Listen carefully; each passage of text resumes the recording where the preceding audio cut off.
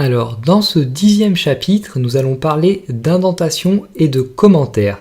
Donc les objectifs de ce chapitre sont de comprendre l'intérêt de l'indentation et de savoir comment bien indenter, et également de comprendre donc ce qu'est un commentaire, l'intérêt de bien commenter son code et d'apprendre à commenter. Alors en effet, il me semblait indispensable, avant d'aller plus loin dans notre apprentissage du HTML et du CSS, de d'ores et déjà vous parler de certaines bonnes pratiques de développeurs.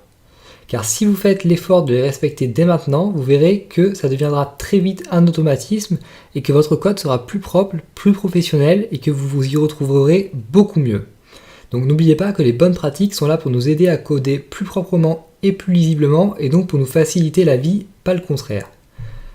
Donc on va déjà commencer par parler d'indentation. Alors indenter correspond à créer des retraits en début de ligne de façon cohérente et logique. Donc si je reprends mon fichier par exemple du chapitre précédent, donc mon fichier intro.html, vous voyez que j'ai parfois espacé certains éléments par rapport à d'autres, donc d'un retrait vers la droite. Et vous voyez que j'accentue plus ou moins le retrait de chacune de mes lignes de code. Indenter donc va nous permettre d'avoir un code plus propre et plus lisible, donc plus compréhensible pour nous. Et indenter permet également de plus facilement détecter les erreurs potentielles dans un code. Donc le but de l'indentation est de nous permettre de discerner plus facilement les différents éléments ou parties de code. Donc par exemple ici, si je n'avais pas indenté, donc si j'avais écrit tout mon code comme ceci, ça aurait été, il me semble, beaucoup moins facile à lire selon moi, et on aurait pu plus facilement se tromper, et notamment on aurait pu plus facilement oublier de fermer un élément, ou fermer un élément à la mauvaise place. Et donc en indentant, on a finalement un code plus propre et beaucoup plus lisible.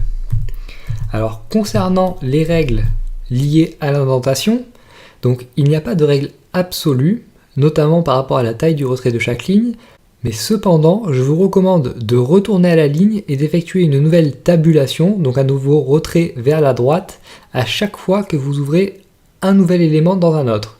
Donc par exemple ici, vous pouvez voir que j'ai ouvert un premier élément head dans mon élément HTML, donc je suis allé à la ligne et j'ai effectué un retrait vers la droite comme ceci, et idem donc pour mes éléments titre et méta, donc j'ai effectué un nouveau retrait par rapport à mon élément head, puisque ceux-ci sont ouverts dans l'élément head.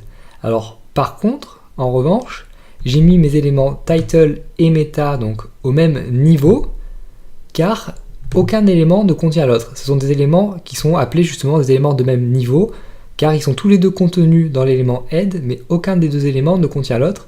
Et pareil donc pour mes éléments head et body, donc qui sont au même niveau par rapport à mon élément HTML, puisqu'ils sont tous les deux contenus dans l'élément HTML, mais aucun des deux éléments ne contient l'autre. C'est-à-dire que head est ouvert et fermé, et ensuite body est ouvert et fermé. Et donc pareil donc pour H1 et P qui sont de même niveau et qui sont tous les deux dans le body, et c'est pour cela que je les ai indentés, donc que j'ai effectué un retrait vers la droite pour mes deux éléments H1 et P par rapport à mon élément body, mais que ces deux éléments sont au même niveau l'un par rapport à l'autre. Donc voilà tout pour l'indentation. Donc je pense que c'est assez clair, donc je vous conseille encore une fois de retourner à la ligne et d'effectuer un retrait à chaque fois que vous ouvrez un élément dans un autre, tout simplement. Donc cela vous permettra une nouvelle fois d'avoir un code plus clair, donc j'insiste car c'est vraiment important selon moi, et car vous verrez que lorsque vous aurez des pages web assez longues, ça deviendra crucial véritablement d'avoir une certaine netteté, une certaine propreté pour vos pages. Alors parlons maintenant des commentaires en HTML. Donc les lignes de commentaires vont être des lignes de texte que l'on va écrire au milieu de notre code afin de donner des indications sur ce que fait le code en question. Donc les commentaires seront bien entendu invisibles pour vos visiteurs et ils ne servent donc qu'aux développeurs créant ou lisant le code. Donc les commentaires vont être très utiles dans deux situations. Tout d'abord dans le cas d'un gros ou d'un long projet afin de bien se rappeler soi-même pourquoi nous avons écrit tel ou tel code, ou encore pour se repérer dans le code. Et donc deuxième situation, si l'on souhaite distribuer son code ou si l'on travaille à plusieurs, cela fait beaucoup plus professionnel et permet aux autres développeurs de comprendre beaucoup plus facilement et rapidement le code si celui-ci est bien commenté. Donc les commentaires en HTML peuvent être soit monoligne, c'est-à-dire écrits sur une seule ligne, soit multiligne, c'est-à-dire écrits sur plusieurs lignes. Dans les deux cas, on va conserver la même syntaxe pour l'écriture des commentaires en HTML. Et donc cette syntaxe va être la suivante. Donc pour écrire un commentaire en HTML, on va commencer par un chevron ouvrant comme ceci, un point d'exclamation, donc comme ceci, 2 tirets, et ensuite on écrit donc notre commentaire, donc par exemple un commentaire, et on referme ensuite avec 2 tirets à nouveau et un chevron fermant. Donc il n'y a que le point d'exclamation au début qui est différent donc de la fermeture du commentaire. Et donc ici j'ai écrit un commentaire, donc monoligne dans ce cas-ci, et donc ce commentaire ne sera jamais lu, et on peut par exemple donc s'en servir pour donner une indication. Donc par exemple on pourrait écrire ci-dessous notre titre principal, et on peut également créer un deuxième commentaire multiligne cette fois-ci.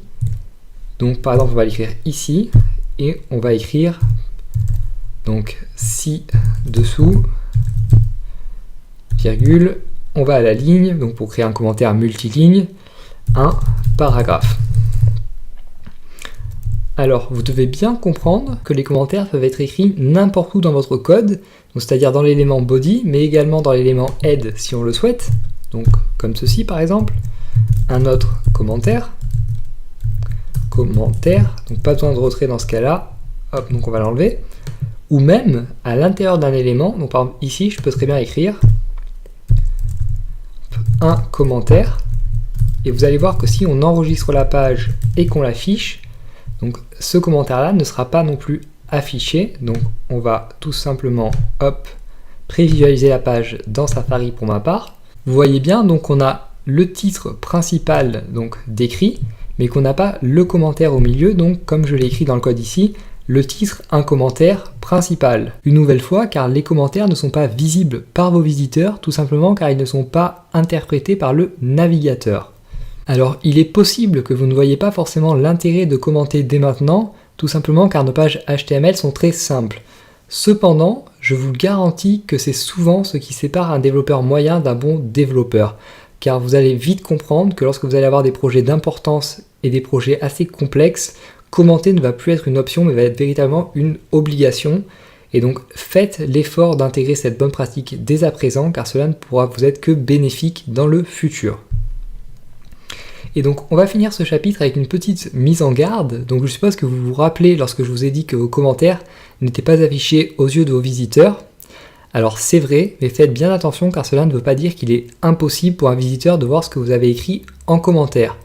En effet, tous vos visiteurs peuvent voir à tout moment, alors là j'insiste, tous vos visiteurs peuvent voir à tout moment s'ils le souhaitent, non seulement le contenu de vos commentaires, mais aussi l'intégralité de votre code HTML. Pour cela, il leur suffit simplement d'activer les outils pour développeurs dont chaque navigateur dispose, puis de faire un clic droit sur la page et d'inspecter l'élément.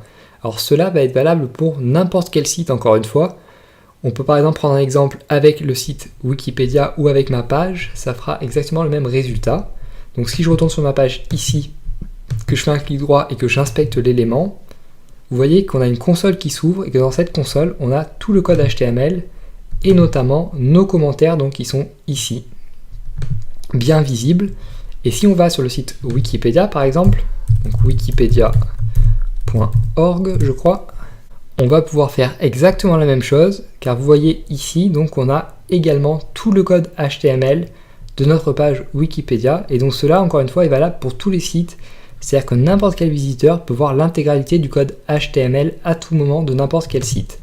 Donc si je vous dis cela, c'est pour que vous fassiez bien attention à ne jamais mettre d'informations sensibles, notamment des mots de passe, dans vos commentaires, car encore une fois, s'ils ne sont pas affichés aux yeux de tous les visiteurs peuvent y avoir accès, donc en activant les outils pour développeurs de leur navigateur et en inspectant la page web.